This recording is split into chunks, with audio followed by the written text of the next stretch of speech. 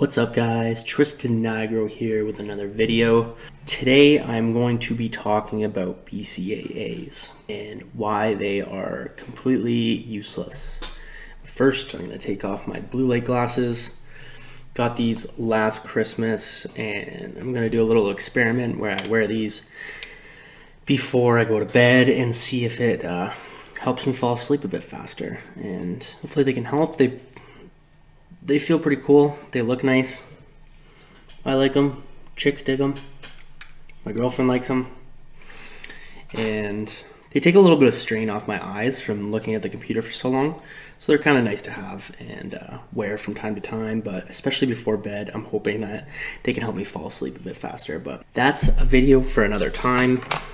We're going to go and delve into a little bit about BCAAs. So if you're part of the fitness industry and you've been bodybuilding or you powerlift, you've probably once or another heard about BCAAs. Pretty much every single fitness influencer, fitness YouTuber, fitness guy is probably pushing these because every single company has these because they're a cheap supplement that people believe help with protein synthesis, help with muscle soreness, help with reducing your catabolic state when you are on an empty stomach. So people take it when they're doing fasted cardio to think that it will reduce the amount of muscle that gets broken down. So they don't want to burn muscle, they just want to burn the fat, so they take BCAAs.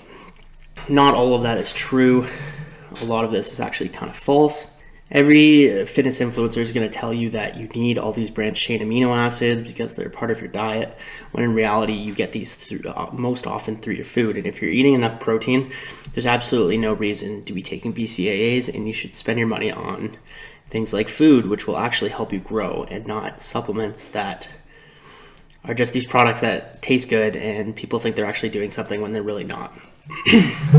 So the first study here was an investigation with 20 males ingested either a BCAA supplement or a placebo prior to and following eccentric exercise. So they tested creatine kinase, which is basically an enzyme that is released into your blood to help repair muscle.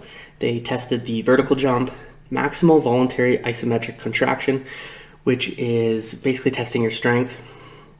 It's a sort of test to test your strength, a jump squat, and they tested perceived soreness. Now, none of these had any significant differences between the placebo and the people that took the BCAA supplements. The only things that had a difference were the creatine kinase, where the placebo actually had a higher level after 48 hours after the exercise, which means that they had more of the creatine kinase going into their blood after the exercise, after the workout, which means that the more creatine kinase that you have in your body means the more it's repairing the tissue, and that will mean you're recovering faster and you'll have less muscle soreness. So one, it's already kind of failing. It had no effect on physical performance in terms of the vertical jump, the jump squat, or the maximal voluntary isometric contraction. The other one that was different was the perceived level of soreness. So people who took the BCAA supplement reported that they had less muscle soreness at the 48 and 72 hour time points after their workouts. However, when consumed with a diet consisting of 1.2 grams per kilogram of body weight per day of protein, the attenuation of muscular performance decrements or corresponding plasma CK levels are likely negligible. There's absolutely no difference if you are eating enough protein in your day. You really likely do not need BCAAs. If you're just doing BCAAs for muscle soreness, why don't you buy a foam roller and start foam rolling before your workouts or after? You will likely have a lot less muscle soreness as a result of foam rolling, which costs way less than buying BCAAs every single month. Another study done took a analysis of several different studies, and it was looking for any studies that said that BCAAs had any effect, positive effect on the body. So, an extensive search of the literature has revealed no studies in human subjects in which the response of muscle protein synthesis to orally ingested BCAAs alone was quantified. Only 2 studies in which the effect of intravenously infused BCAAs alone was assessed. Both of these intravenous infusion studies found that BCAAs decreased muscle protein synthesis as well as protein breakdown, meaning a decrease in muscle protein turnover. The catabolic state in which the rate of muscle protein breakdown exceeded the rate of muscle protein synthesis persisted during BCAA infusion. We conclude that the claim that consumption of dietary BCAAs stimulates muscle protein synthesis or produces an anabolic response in human subjects is unwarranted. So, basically, when you take BCAAs, it's going to decrease your muscle protein synthesis, which is not what you want. You want more protein synthesis to build more muscle, of course. And as well as protein breakdown, it had a decrease in muscle protein pretty bad. So one study said that it didn't have any effect. This study is showing that it found 2 studies showing that it actually had a decreased muscle protein synthesis rate.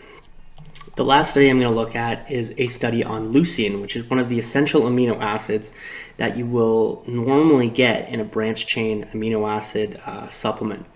So I personally use leucine after my meals, or not my meals, my workout. So if I have a hard workout, I do about 3 grams of this after a workout. So you just like, that's that.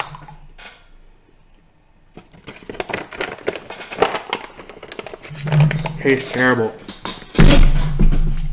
Okay, so don't do what I did there. Carefully put it in your mouth, take 2 scoops of it, and then rinse it down with like orange juice, protein powder, or protein shake, water, whatever, and that'll be good. I do that right after my workouts. So the last study I'm going to look at for this video was a leucine study done on rats. So they basically had the rats run for a certain amount of time and then gave them leucine after, and then did measurements to find out if there was muscle protein synthesis. And what they found was data suggests that leucine stimulates muscle protein synthesis following exercise, independent of increased plasma insulin. This is the first demonstration that orally administered leucine stimulates recovery of skeletal muscle protein synthesis after exercise. So definitely effective supplement for after your workouts. Definitely recommend that. What I'm hypothesizing about this is that BCAAs usually have leucine. They usually have quite a bit. Depends on the ratio. Usually it's like 8-1-1 to isoleucine or valine. So it's either like 8-1-1, 4-1-1, or like 2-1-1. And I'm guessing a lot of them have 2-1-1 because they wouldn't want to put more leucine in the product to make it more effective, because who wants that? They just want to make money and build commissions. They don't actually know what they're talking about. That is all for this video. I hope you enjoyed it. If you